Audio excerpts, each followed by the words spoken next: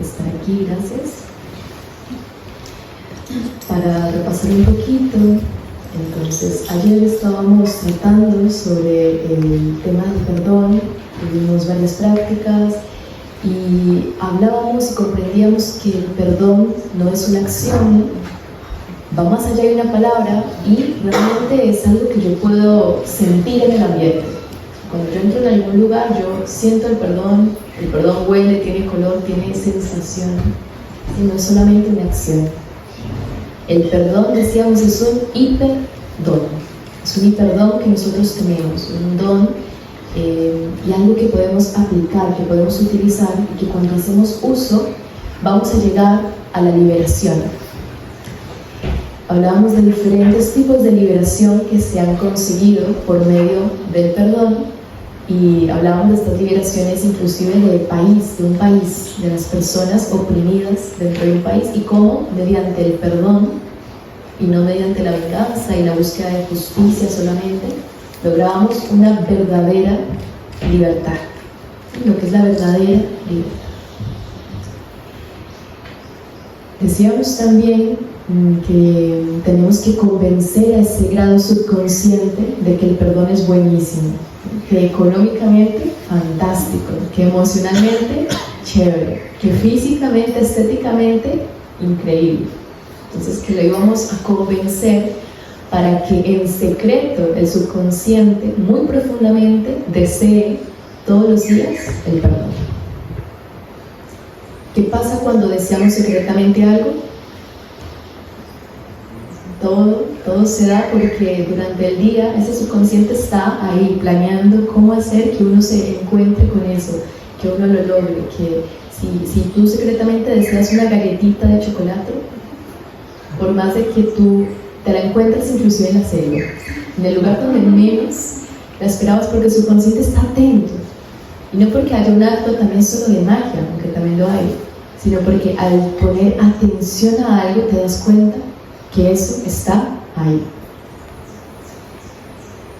Me pasó algo muy curioso un día, que cuando yo quise aprender a tejer crochet, yo nunca me había dado cuenta de cuántas tiendas de lana y de crochet existían a mi alrededor. Solo cuando quise aprenderlo me di cuenta que había más tiendas de estas que verdulerías. Yo pasaba, ay, ¿esto será nueva? No, estaba ahí hace años. Entonces no es solamente que yo lo encuentro, sino que con el rabillo del ojo yo ya voy ubicando, ¿sí? Y nos pasa a cada uno con lo que más deseamos. A mí con los instrumentos musicales, yo voy caminando y por allá veo que hay una tienda de guitarra, escondida, aunque ni siquiera tenga un anuncio, yo ya sé, ¿sí? Hay una atención plena. Eso es lo que queremos con el perdón. Vamos entonces hoy a profundizar en la reconciliación. Ayer decíamos, del sufrimiento salimos con el perdón y el perdón nos lleva a la reconciliación. Y la reconciliación no es nada más que un tratado de paz, ¿sí? Es un acuerdo de paz, una negociación de paz. ¿Y por qué es una negociación de paz? Porque ambas partes tienen que estar dispuestas en esa negociación. Solo cuando nos unimos conjuntamente, cuando yo sé que estoy trabajando con la otra persona en esa negociación de paz, es cuando nos volvemos compañeros, cuando dejamos de ser víctima y victimario, porque ambos estamos trabajando para lo mismo, estamos construyendo paz. Pero realmente, ¿qué pasa en estas negociaciones de paz? ¿Qué les ha pasado?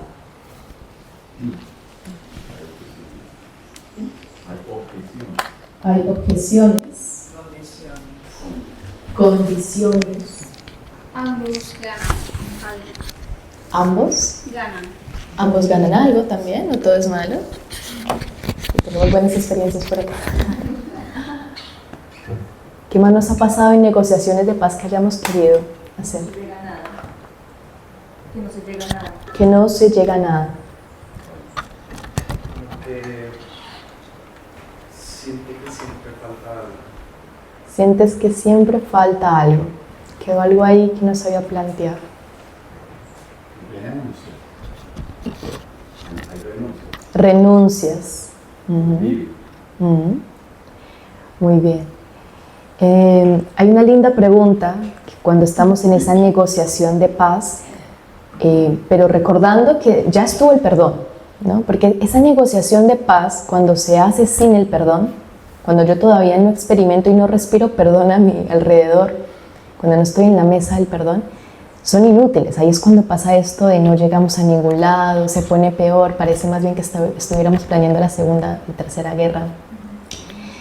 Y por eso este proceso de reconciliación, de negociación de paz, ocurre cuando ya atravesamos ese umbral del perdón, esa puerta del perdón.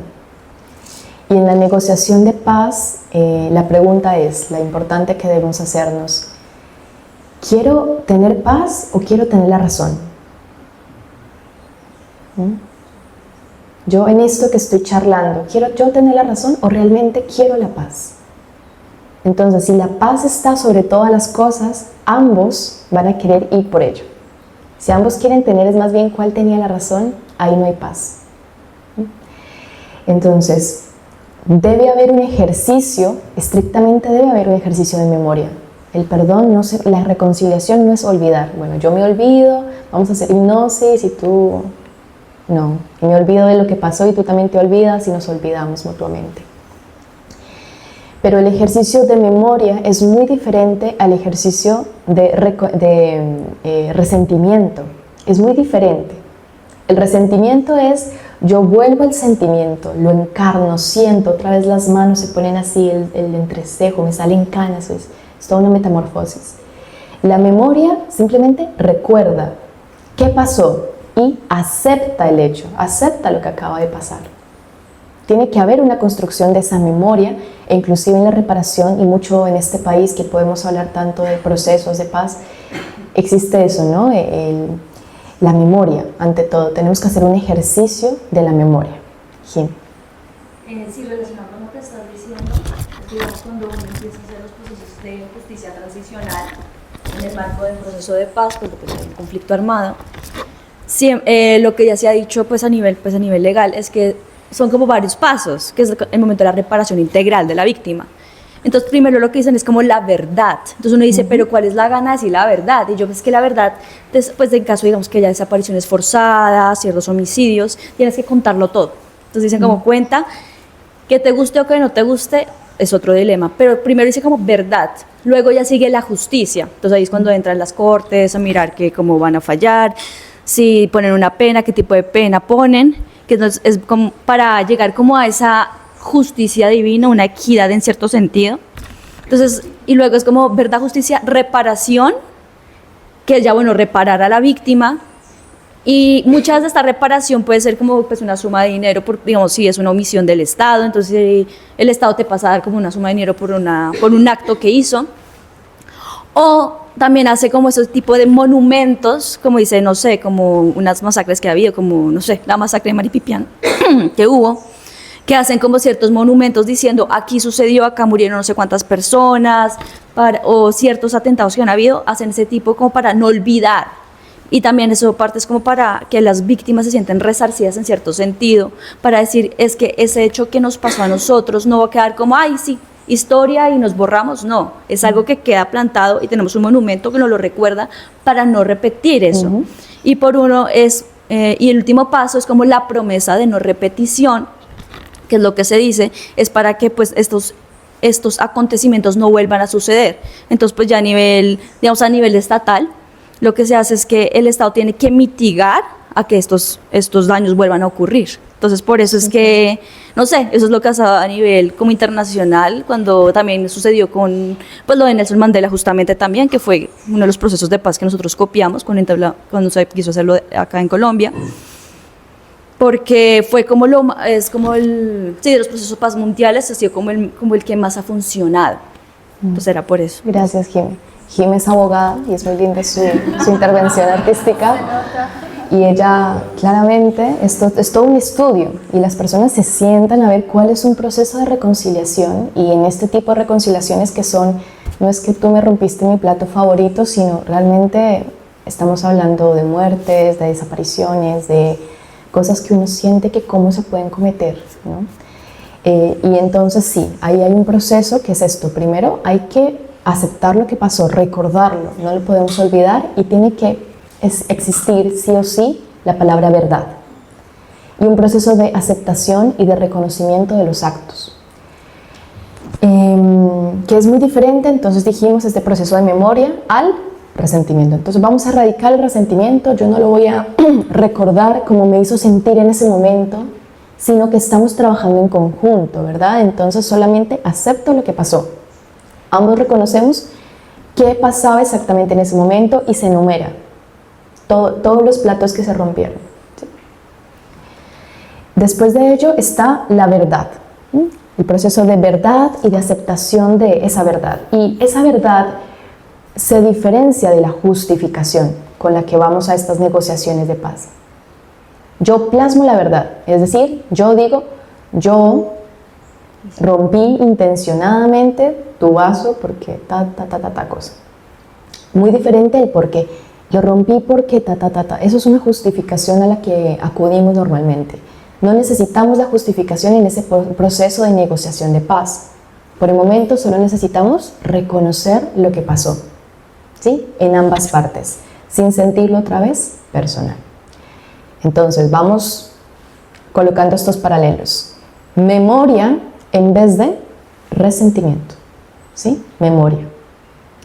Verdad en lugar de justificación. Y por último, esto que dice Jim es muy importante, la reparación tiene que haber una reparación, pero la reparación es diferente a ese proceso de justicia que todos sentimos. Yo estoy buscando reparación, no estoy buscando solo la justicia, porque cuando buscamos que se haga justicia con lo que pasó en ese momento, todos tenemos interpretaciones diferentes de justicia. Por eso estas leyes cambian, a través de los años cambian. Antes la pena de muerte era, pues sí, un acto de justicia, imagínate. Entonces, por eso más allá de buscar justicia en lo que aconteció, quiero buscar reparación. ¿Cómo podemos repararlo? Y para repararlo necesitamos ambas partes. Debe haber un profundo deseo de alcanzar la paz por una de las personas y un profundo deseo de arrepentimiento y de que no quiere que vuelva a suceder por la otra persona. Si ambas personas no tienen esos dos profundos deseos, no se puede reparar nada. ¿Qué pasa en el caso del profundo arrepentimiento? De que hay una palabra que ha sido muy pesada a lo largo de los años porque siempre la hemos dicho y es culpa. El sentirse culpable. Uno no quiere reconocer que uno es culpable y uno prefiere sentirse culpable toda la vida. Entre ser y sentir hay una cosa que carcome el alma increíble. Entonces, esta palabra de culpa es muy antigua e imagínense que hace 6.000 años, 10.000 años, ya un ser humano sentía culpa. Que ese sentimiento es muy antiguo, ¿sí? Es muy antiguo, muy antiguo. Entonces, hay un caso, y lo vemos mucho en la Biblia, que es cuando hablamos de las culpas, del pecado, y cómo la culpa merece un castigo. Y en este curso de milagros nos dicen, hey, miremos con otros ojos, con los ojos del perdón, ¿no? Con los lentes del perdón, y veamos de que más bien, si sabemos de que se cometió un error, más bien eso nos lleva a la corrección. Si yo siento que eso fue un error, eso me lleva a que se puede corregir. Los errores se corrigen. Las culpas, los pecados se castigan. Eso es como la memoria que tenemos incorporada. Como no queremos ser castigados, porque un proceso de reparación no es sentirse castigado, uno tiende a no querer ir ahí. Pero simplemente es por esa memoria. No hay nada de malo aceptar lo que pasó.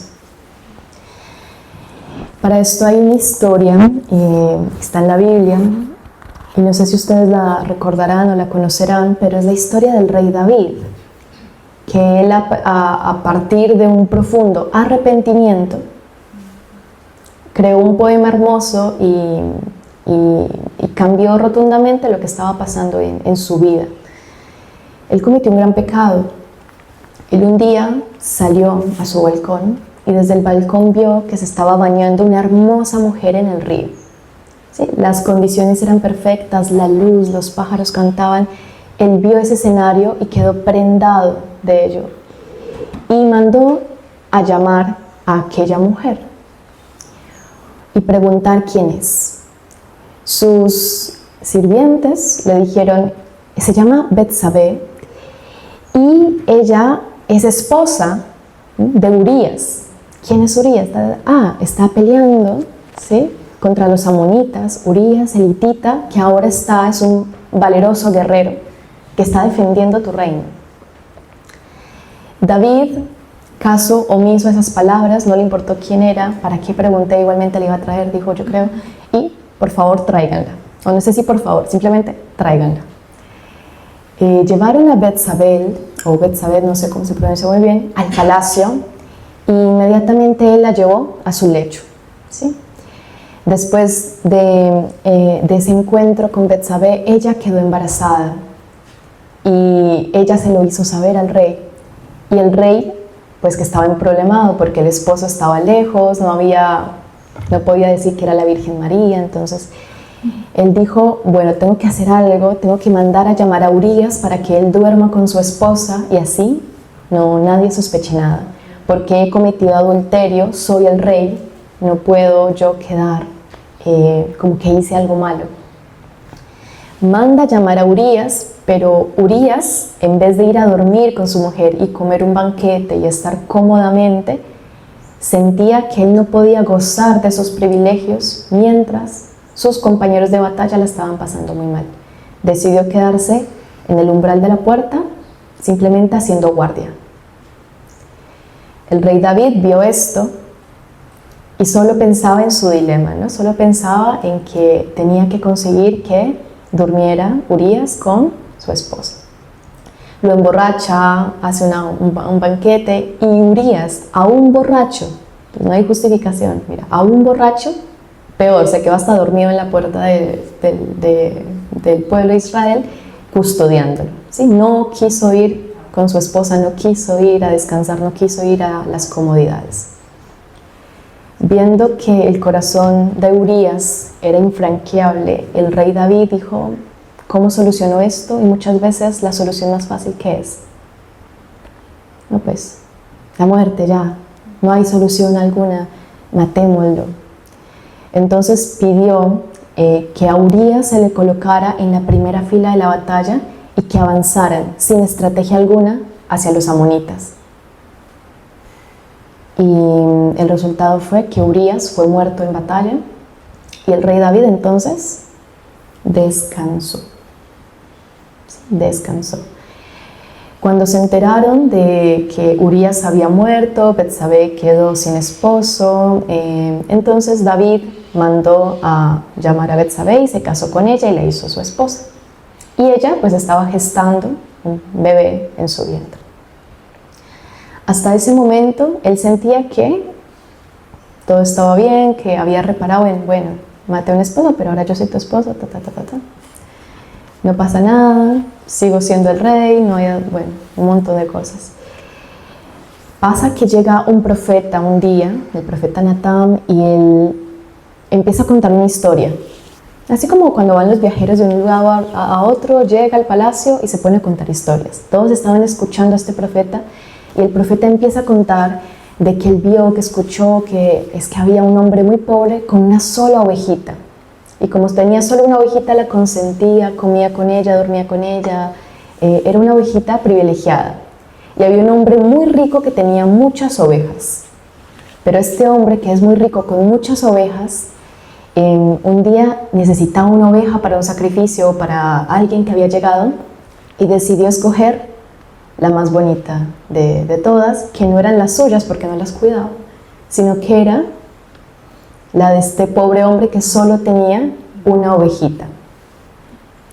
Prefirió sacrificar la oveja de este hombre, simplemente la tomó en vez de una de sus ovejas, y cuando el rey David estaba escuchando esta historia, se sobresaltó de inmediato y dijo, ¿cómo puede pasar eso? Ese hombre debería merecer la muerte.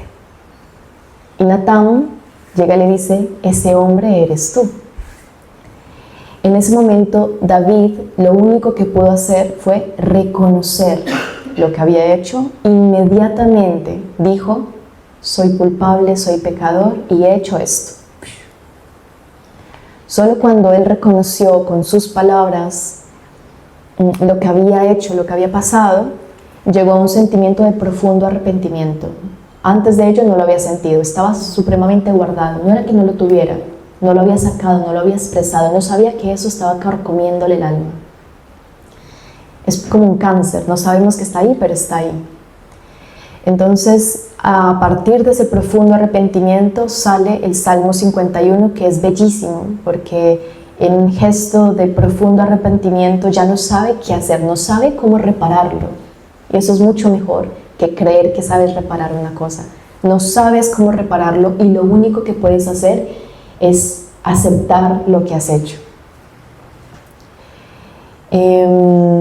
De ahí entonces él escribe y le dice a Dios como: Dios, contra ti he pecado. Ni siquiera es que he pecado contra un ser, sino aparte de ello, contra ti he pecado. Límpiame y seré más blanco que la nieve. Reconozco mis rebeliones y llevo mi pecado siempre delante de mí. Y ahí, bueno, ahí se extiende y hace esta hermosa poesía a partir de su arrepentimiento. Natán le dice de que más allá por castigo, igual su hijo va a morir, el hijo que se está gestando en Betsabé, y que lo que él ha cometido no solamente es para él, lo que nosotros hacemos no son cosas personales, eso influye en el reino, influye en la familia, influye en el entorno.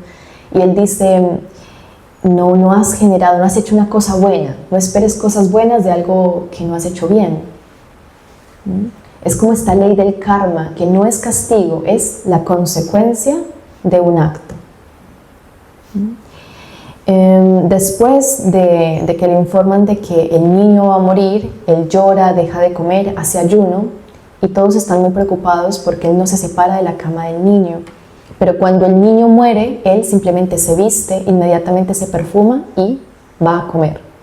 Y le reprochan un poco: pero ¿por qué haces esto? No tiene coherencia de que cuando tu hijo aún estaba vivo estuvieras tan triste y ahora que ha muerto tú pareces feliz.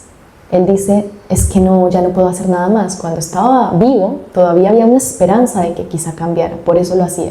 Ya que está muerto, ¿qué voy a hacer? Es una aceptación también de las consecuencias de esos actos. Después de todo esto, de Betsabé y David nace un personaje muy bonito, el rey Salomón, que es totalmente contrario, ¿sí? Hay ya una reparación del pueblo de Israel. Y el rey Salomón ya es un rey sabio, es un rey con unas virtudes increíbles que igualmente nacen de esta misma persona que cometió un grave pecado, ¿no? Pecado en la Biblia, ¿no? Estos son términos de la Biblia. Entonces, la historia, ¿no? del rey David, de su profundo arrepentimiento, es uno de esos ejemplos de aceptación. Y en la Iglesia Católica uno dice: pero ¿por qué hay que confesarse ante otro humano? ¿No? ¿Quién se lo inventó? O sea, ¿desde qué momento estamos confesándonos? Pero es una práctica, no porque la persona que te está escuchando vaya a perdonar tus pecados, sino porque cuando tú confiesas lo que has hecho, ocurre una cosa dentro de ti, una cosa interna tuya. Yo me acuerdo cuando un día me fui a confesar y uno que tenía como 13 años, ¿no? Y te decían: ve y confiésate. Bueno, yo tenía 13 años. Me comí la panela a la noche, me saqué el chocolate y me lo comí crudo. El caso es de que te mandaban como una receta, ¿no? Entonces 3 Padres Nuestros, una Ave María, ¿no? Pero bueno, todo esto se va transformando con el tiempo. En un inicio es literal, tú vas a pedir consejo, vas a decir lo que has hecho, pero también estás buscando una manera de repararlo. ¿Sí? Por eso la reparación es tan importante. Entonces volvemos. ¿Qué necesitamos sentir? Un profundo deseo de libertad, por una de las partes, y un profundo deseo de arrepentimiento, de aceptación de lo que se ha hecho. Solo con esas dos cosas vamos a poder negociar la paz y conseguir paz. Quizá no consigamos tener la razón, quizá ninguno de los dos diga: tú tenías razón, o yo tenía razón, o te lo dije, o me lo dijiste.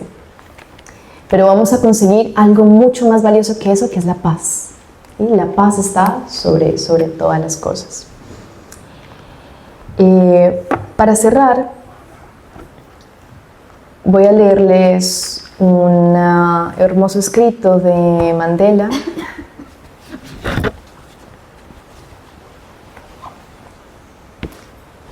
que vuelvo y lo resalto porque pues han habido grandes personas que han enseñado el amor, la paz, el perdón, pero él no solo llegó al perdón, llegó a un proceso de reconciliación. Inclusive cuando él es presidente, lo primero que hace no es crear como un comité sobre la justicia, sino es un comité justamente de la reconciliación. Él ya tenía esa palabra en sus labios. Entonces, imagínense, van a cerrar los ojos, porque ayer hicimos un ejercicio de escritura, y este ejercicio de escritura lo hizo también Mandela durante 27 años en la cárcel. Y van a imaginar que están en esa cárcel del no perdón, en ese frío que te congela cualquier acción, donde sientes que es el otro el que no te deja.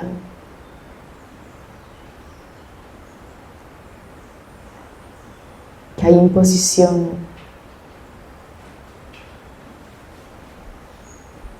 Y que has estado allí durante 27 años.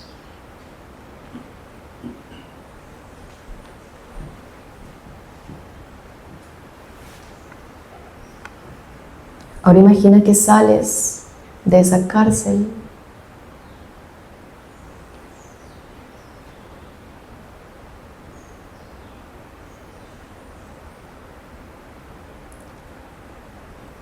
¿y qué harías primeramente después de que saliste de esa cárcel?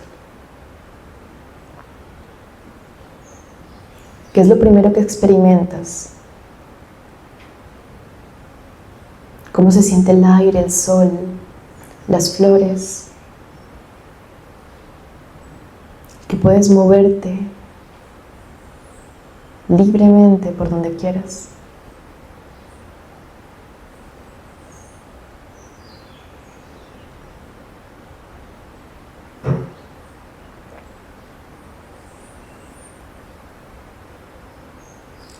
En la noche que me envuelve, negra como un pozo insondable, le doy gracias al Dios que fuere, por mi alma inconquistable. En las garras de las circunstancias no he gemido ni llorado bajo los golpes del destino. Mi cabeza ensangrentada jamás se ha postrado. Más allá de este lugar de ira y llantos, acecha la oscuridad con su horror, y sin embargo, la amenaza de los años me halla y me hallará sin temor. Ya no importa cuán estrecho haya sido el camino, ni cuántos castigos lleve a mi espalda. Soy el amo de mi destino, soy el capitán, capitana de mi alma.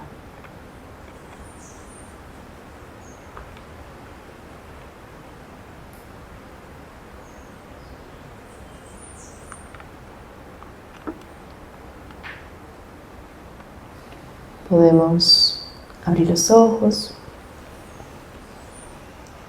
Esto lo escribió, ¿no? Después de que él sabe de que esa prisión era interna y que si él salía y no perdonaba, iba a continuar en la misma prisión. Y él realmente, después de tantos años, imagínense, lo único que desea es libertad, verdadera libertad, verdadera libertad. Entonces escribe esto, ¿no? Somos ese capitán, esa capitana de nuestra alma. No es que alguien no me dejó, no es que él, si él o ella no me hubiera hecho esto, yo sería. Tenemos nosotros el control de ello. Y para eso tenemos que también empezar por la salud, porque muchas veces también no podemos perdonar es porque el cuerpo no está saludable. Entonces, si el cuerpo no está saludable, si no ponemos la salud también primeramente ante todo, quizá yo solo tenía sed, no había dormido bien, no había hecho hatha yoga, no había meditado y por lo tanto me costaba esa negociación de paz, ese deseo de libertad, porque no puedo desear profundamente algo si mi cuerpo también incomoda y me está diciendo, hey, me duele mucho, no te pongas a pensar en otras cosas porque es que mira, me duele la cadera, o sea, haz algo inmediatamente con esto. Por eso ahora ya la tarea para el día de hoy es concentrarse en un aspecto saludable del cuerpo y del alma. Cuando el cuerpo, el alma están saludables, todos estos procesos se dan súper bien, se dan muy fácil, tranquilo. Lo mismo en Colombia. Si yo quiero un proceso de reconciliación y paz en Colombia, si Colombia no tiene alimentos, si Colombia no tiene con qué construir, si Colombia está sumido en una pobreza, en una tristeza de su gente, por más de que tengamos buenos deseos, por más de que ya hayamos estado en perdón, no se puede o es muy difícil. Necesitamos mucha abundancia, ¿sí? Necesitamos que todo esté abundante, ríos, flores, comida, amor abundante, todo. Esto es salud. Necesitamos sí o sí salud en el cuerpo. Entonces desde hoy ya podemos practicar el perdón, poniendo saludable nuestro cuerpo, nuestra mente, para acceder a esta negociación y llegar a esos hermosos poemas que yo sé que ahora todos vamos a salir a escribir. Esto es el día de hoy. Quería hacerte una pregunta, conectando los conceptos de la conversación de ayer y de hoy y de pronto trayéndolo a la analogía que hacías de Nelson Mandela y la situación de Colombia.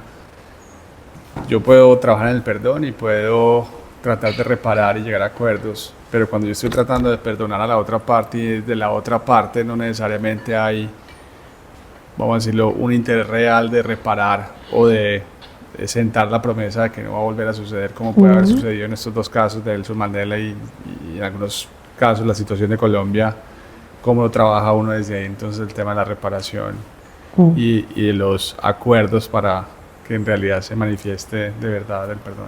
Sí, es una muy buena pregunta y de hecho es que a veces nos quedamos en el perdón, a veces hasta ahí llegamos, pero está bien porque igualmente el perdón es lo que más libera.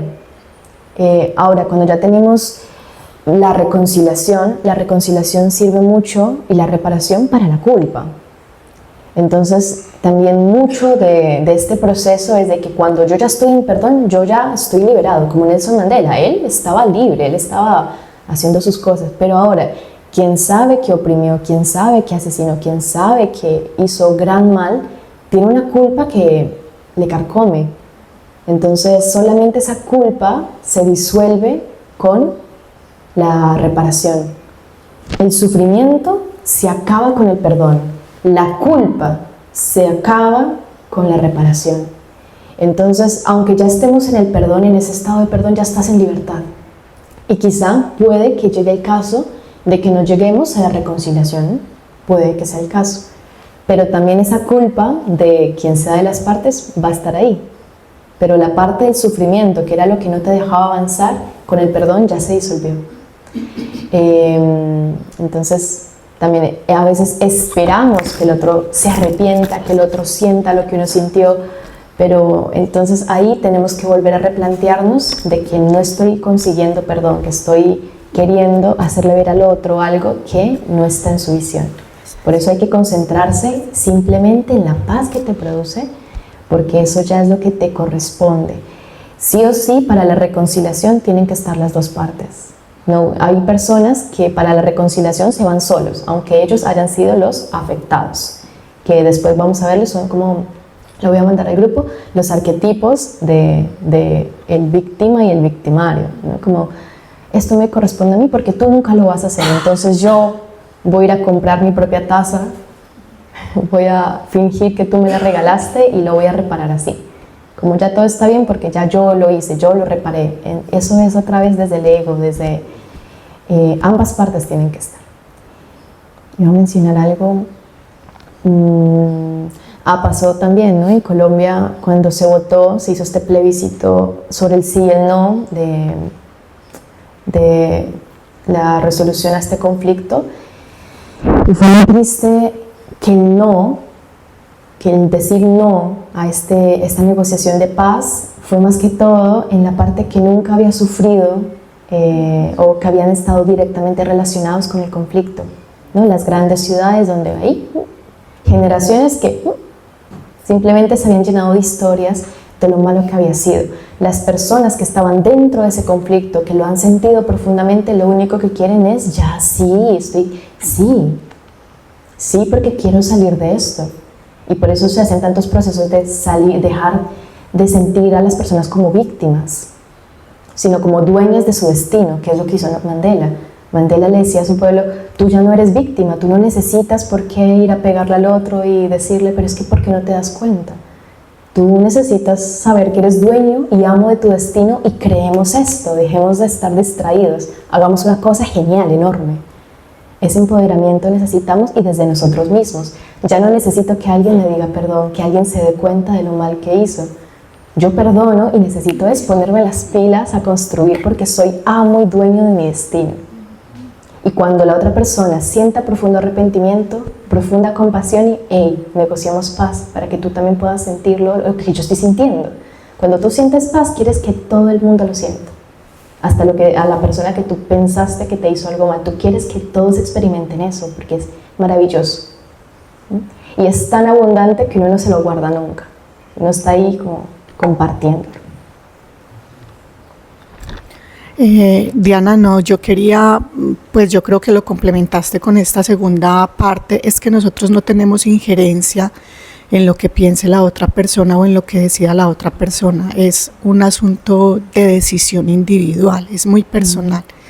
Cuando yo tomo la decisión de experimentar el perdón, como nos has explicado desde ayer, no puedo decidir por la otra contraparte que también decida experimentarlo o que decida también, digamos, ingresar en ese proceso de reconciliación, porque para la otra persona tal vez pues el momento es otro o la experiencia de vida es otra.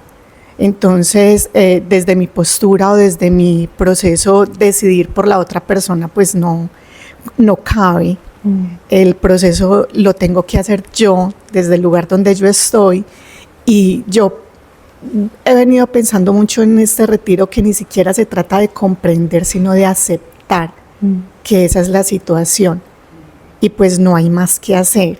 Y en la medida en que uno acepte, así no entienda o así no comprenda, pienso que para uno la experiencia de vida también va a ser más llevadera. Muchas gracias.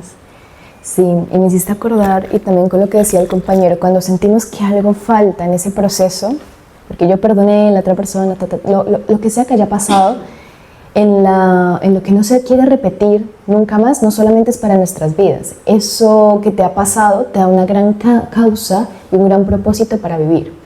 Entonces, cuando nos pasan estas cosas, históricamente es para que no se vuelva a repetir en un futuro. Y te da a ti un liderazgo increíble. Por ejemplo, hay mujeres que han pasado por muchas violencias y ellas ahora son unas activistas enormes para que ninguna mujer del mundo vuelva a pasar por algo como eso. Entonces, no es solamente la reparación está en no me vuelve a pasar a mí, sino que tiene un propósito de vida. Se vuelven mujeres asombrosas, hombres asombrosos, que van más allá y empiezan a liderar causas. Y por eso nosotros, después de que escuchamos lo que pasó, no sé, con tantas guerras, uno no quiere volver a repetirlo, ¿sí? Y las personas que lo vivieron en carne propia, tanto quien ejecutó, quien lo hizo, como quien lo sufrió, no quieren que eso vuelva a pasar nunca. Y se ponen muy activistas en eso. Por eso hay un proceso de evolución en todo este camino. Y eso es lo que nos falta. Si yo siento que me falta algo, es porque no he tomado las riendas de que eso no se vuelva a repetir y tomarlo como una bandera de esta es mi causa. Cuando uno lo toma como una bandera de esta es mi causa y esto ayuda a todos los demás seres, hay un poder increíble. Y eso también es lo que nos faltaba. Ese pequeño activismo de yo quiero que esto no se vuelva a repetir en la historia, no solo para mí, en la historia. Por eso muchas personas con los animalitos, con tantas cosas, logran encontrar su propósito en la vida.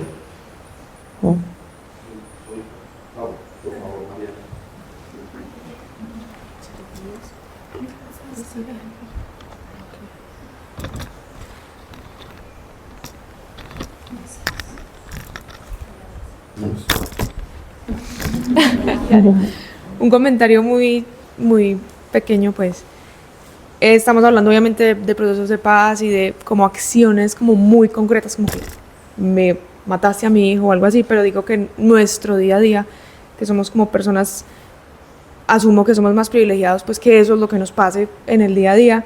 Siento que los conflictos vienen más como por comunicación o como que malinterpretación de las cosas, o si yo digo como, no sé, algo de una manera y la otra persona lo interpreta de otra manera y ahí empieza la pelea. Digamos que la pelea no es tan física de me quebraste la vajilla, pues perdóname, sino empieza como una nube de comunicación, o por ejemplo, pues a mí me pasa que se malinterpretan las cosas, pero digamos que la otra persona no lo dijo con intención, pero yo lo tomé así, entonces como mi lente y mi ego de tomarlo así, entonces, entre comillas, a mí muchas veces se me nubla como el víctima y victimario, y se me nubla como que eso ya queda como atrás, y tengo que empezar como otro proceso de decir, bueno, no vamos a, o sea, nadie está grabando esta conversación, no vamos a pasar como palabra por palabra lo que pasó, pero como que llegar a un punto de decir, ya, empecemos otra vez aquí, como que ambos somos víctimas, ambos somos victimarios, lo malinterpretamos, tenemos como lentes totalmente diferentes, egos totalmente diferentes y lleguemos a una, sí, como una reconciliación, pero como que de ambas partes, no necesariamente como que es blanco y negro, sino que se torna como demasiado gris en muchos conflictos, pues por lo menos míos. Entonces era como el comentario que se vuelve un poquito más nublado, ese perdón. Gracias, Nora. No, lo mío era en línea con lo que decía Mauricio, pues hay algo muy claro y era, pues yo no soy responsable de lo que pasa, pero sí de cómo reacciona frente a lo que me pasa. Que eso creo que lo dice Viktor Frankl en el libro El hombre en busca de sentido, si no estoy mal, que también es otro de los ejemplos del perdón que él expresa ahí, lo de los campos de concentración de los nazis. Y lo que sucede, y ha sido una experiencia personal porque soy colega de Jimena y también trabajo en temas de litigios, es que muchas veces cuando una de las partes ya como que dice, bueno, no voy más y ya por mí ya está bien, no voy a seguir con esto, es como misteriosamente, hay muchas veces que no sé cómo explicarlo, como que el otro al ver que ya no tiene contendiente, entonces viene y dice, bueno, entonces ya no quiere más, y entonces ¿qué es lo que quiere? Entonces ya uno viene y le dice, pues quiero que hagamos esto y esto para que las cosas avancen o mejoren, o pues para que no nos tengamos que volver a ver. Entonces también es como cuando una de las partes ya entregó hacia el otro e inicialmente no quiera, es dejarle su proceso, porque al ver que ya no encuentra como ese contendiente, pues va a tener que empezar o alejarse o a buscar la manera de llegar al acuerdo. Total. Y qué lindo que mencionaste otro ejemplo ahí de Viktor Frankl, bueno, él, digamos, todo lo que pasó, y sin embargo de todo eso, yo creo que a muchos les ha ayudado el libro, ¿no? Y esto de la logoterapia, que es lo que él desarrolló después de sufrir ello. Entonces, después de todo esto, él desarrolló inclusive un método para encontrar nuestro propósito en la vida, y no desarrolló otra segunda guerra y ahora contra los nazis, no. Es impresionante el perdón. Sí, yo quería hacer el aporte de también cuando nosotros herimos a alguien o creemos que hemos sido injustos y de pronto esa persona no está en el momento de que pueda perdonarnos, cómo nosotros también podemos activamente tomar responsabilidad por eso que hicimos, porque nos podemos autoperdonar y ya estaríamos libres de culpa y seríamos felices, pero igual hay ese dolor que hemos causado.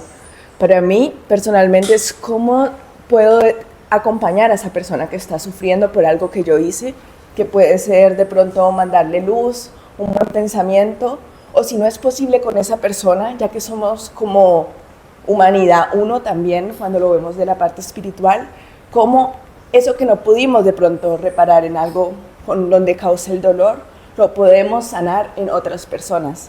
Entonces también esa responsabilidad de lo que hicimos no queda olvidada. Muchas gracias.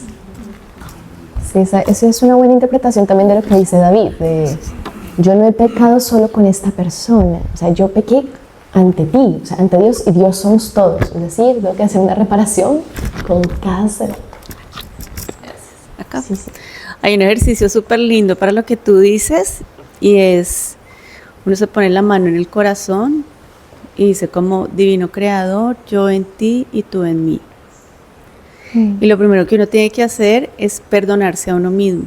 Entonces uno coge con este dedo y me perdono por la situación, por lo que pasó, lo que sea. Te perdono con este. Con el del índice vuelves y perdonas. Lo libero y lo suelto. Este ejercicio es súper práctico para que cuando uno como que no tiene a la persona, no sabe cómo hacerlo, no sabe cómo hacer, pero necesita un proceso de liberación. Entonces el primer paso es reconocer que uno también es creador de esa situación y que se puso en ese lugar para vivir esa experiencia. Y liberarse tanto a uno mismo primero, compasión con uno, y liberar al otro. Muchas gracias. Bueno, entonces vamos a cerrar. Muchas gracias a todos por abrirse este tema tan bonito, que entre más lo abramos, pues se expande también a otros seres, lo que compartamos. Vamos profundo.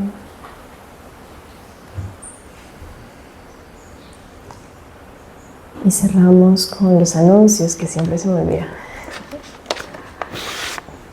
Bueno, anunciarles que el perdón es muy chévere, que por favor lo practiquen y que el 31 de enero tenemos el profesorado de yoga, es 21 días viviendo aquí, estando aquí, es como un profesorado vivencial, es un profesorado hermoso porque estás en una selva, en un templo, practicando lo que vas después a enseñar. No estás solamente aprendiendo, sino que estás practicando a lo Jackie Chan, lavando un plato aquí, lavando un plato allá, no desde lo que pensamos que es el yoga, sino de los que creíamos que no era el yoga, viendo, no, es muy chévere, viendo todo eso en cada cosa. Y el próximo fin de semana tenemos yoga y manejo de las emociones, por si quieren venir y fijarse en la página, tenemos varios retiros. El de Ayurveda se los recomiendo mucho porque es no solamente sobre la alimentación, sino el conocimiento de la vida, ¿sí? De cómo vivir bien. Y bueno, eso. Muchas gracias. Que la descarguen gratis. Tenemos una agenda muy linda que la temática es despierta tu indígena interior y la pueden descargar gratis de la página web y también compartirlo con otras personas. Qué linda. Y nos dicen acá que hay una agenda muy hermosa que si la quieren la pueden descargar. La escribieron varios compañeros con unas historias fabulosas y está en la página para que la descarguen. ¿Listo? Bueno. Cerramos con el mantra final, inhalando.